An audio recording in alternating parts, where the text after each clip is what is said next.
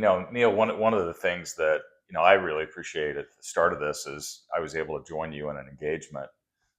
It was in Arizona, and maybe you could go into a little detail about what was going on there from your standpoint, and then the need that allowed me to jump in with you.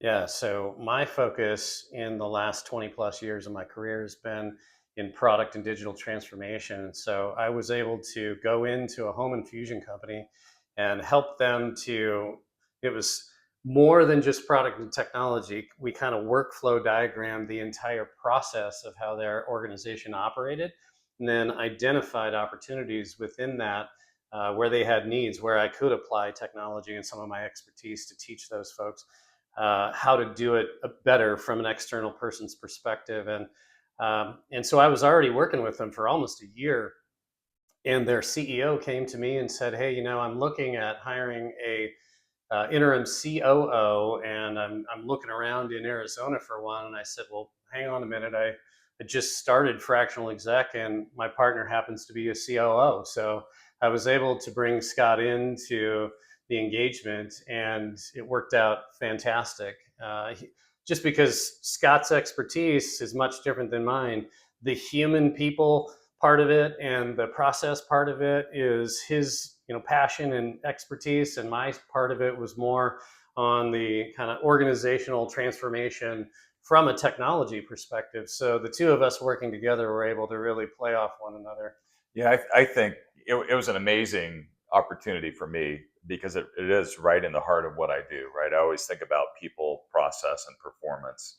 And so coming in, having never been in a closed door pharmacy, home infusion environment, it's still everything translates in business, right? And it all begins with the people. And that's what we found in that engagement was one of the largest challenges was turnover, leadership, those types of things. The process piece of it, we were kind of trying to do that with technology, but until you get the culture built and the people guiding, their teams, none of that is going to work, right? The adoption doesn't work. So it was an opportunity for us to come in and really have some sit downs with the CEO saying, there's a cultural issue that we need to change, right? There's people, there's leadership structure, there's all kinds of things that will help us catch traction on the technology side. It won't just be fixed with technology. And so being able to sit down and bring that type of outside perspective and couple that with the technology work that you've been doing, I think was a powerful solution for them. Yeah, and it was a lot of fun because we built trust fairly quickly. I had established that over several months, and Scott was able to do it just, being my partner and coming in and working with the senior leadership team right off the bat, building trust with the direct reports to the CEO and the CEO himself. And so that rapport allowed us to have really open, honest conversations with one another and then amongst the leadership team. So we could, when Scott saw an opportunity where my expertise and skill set worked really well, he would say, "Neil, why don't you run this meeting?" We had a KPI meeting around, how do we focus on the top 10 really important success metrics for the business? And Scott said, "I'm going to step back and let you run that. But here are the things I want you to ask of the team," because he was an interim COO. He was in the C-suite with the team, and he wanted to participate in the session. So I was able to kind of facilitate, ask the right questions, elicit the correct responses, get everybody to kind of get excited about rallying around the top success metrics for the organization, and then pass it back to Scott from an implementation standpoint for him to help with the execution side of it and getting everybody on board with how to do that. Yeah, and then we had the ability to put financial controls in place. I mean, there was a ton of opportunity there that was fun. I mean, to be honest with you, the biggest mistake we made is we started in the summer, and I was going down there every 2 weeks, right, instead of the winter, which would have been the smarter play for that one, I guess. But you go when you go when you're needed, and Yeah. it was a great opportunity for Neil and I to work together, and I think a tremendous benefit for the company itself. Yeah, and it was a 6-month interim situation, so we knew the start and end, and we knew that that timeline meant we had a lot to get done in a fairly short period of time. And so we were launching a new technology integration right when Scott was kind of wrapping up. And so he helped us kind of get that across the finish line. And I was able to carry the torch for a few more months.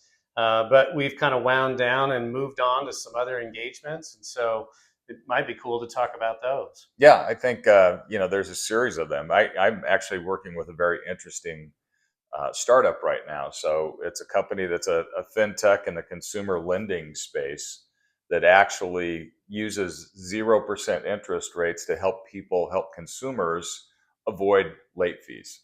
So great concept. They've got a pilot up and running, but they've just can't get it over the finish line. So they asked me to come in, validate their strategy. They need to do a capital raise. So we're doing a capital raise in the neighborhood of 15 to $20 million right now.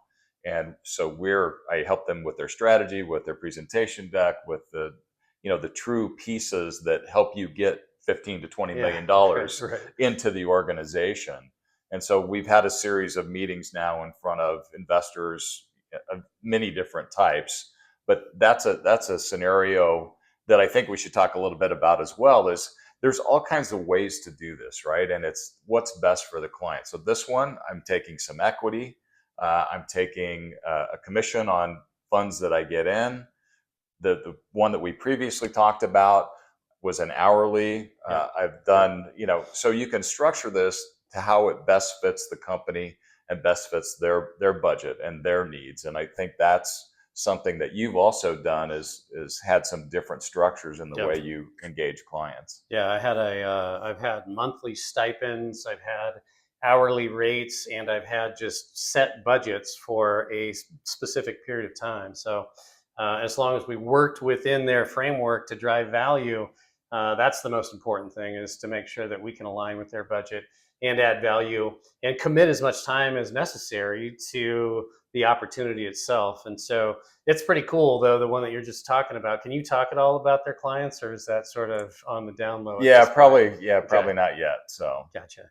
Yeah. Well, anyway, it's a big opportunity and it's yeah, pretty interesting. So I think that that, and I've worked in insurance, biofertilizers, transportation, healthcare. We talked about, but there has been just a myriad of different ways that we've been able to serve clients in different industries, even in industries that we don't necessarily have backgrounds in, because what we're able to do is apply the principles that we've learned over our 25 plus year careers and really leverage those to solve problems across different organization types and different industries. yeah. I think that truly is one of the values uh, that we bring is that outside perspective.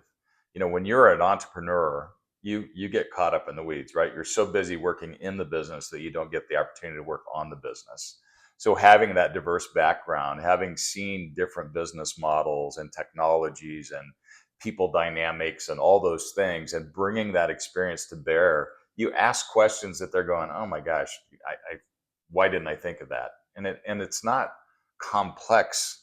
It's really just saying, okay, if you'll take a breath, step away from the steering wheel for just a minute and listen, we'll uncover things that are going to make your business really take off.